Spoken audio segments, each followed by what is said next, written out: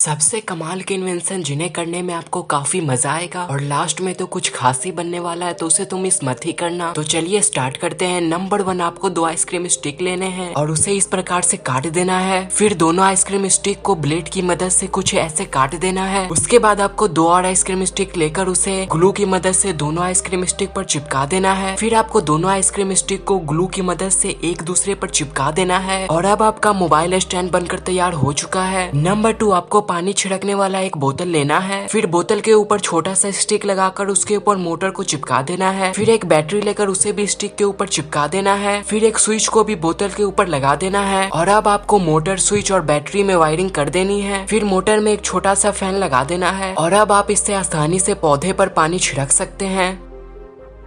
सबसे पहले आपको एक ढक्कन लेना है और ढक्कन में कुछ इस प्रकार से होल कर देना है। फिर एक पाइप लेना है और उसे ढक्कन में ग्लू की मदद से इस प्रकार से लगा देना है। फिर आपको एक ढक्कन लेना है और इसे इस प्रकार से काट देना है। फिर एक पाइप लेकर उसे इस प्रकार से मोड़ देना है और इस प्रकार से काट देना है। फिर ढक्कन में ग्लू लगाकर पिन को इस प्रकार से लगा देना है और ढक्कन को इस प्रकार से लगाकर पिन को मोड़ देना है। फिर आपको एक और ढक्कन लेकर उसे इस प्रकार से लगा देना है। उसके बाद आपको 3 ढक्कन लेने हैं और ग्लू की मदद से तीनों ढक्कन को इस प्रकार से लगा देना है। उसके बाद आपको 3 कॉइन लेने हैं और उसे तीनों ढक्कन में ग्लू की मदद से इस प्रकार से लगा देना है और अब आपका स्पिनर बनकर तैयार हो चुका है।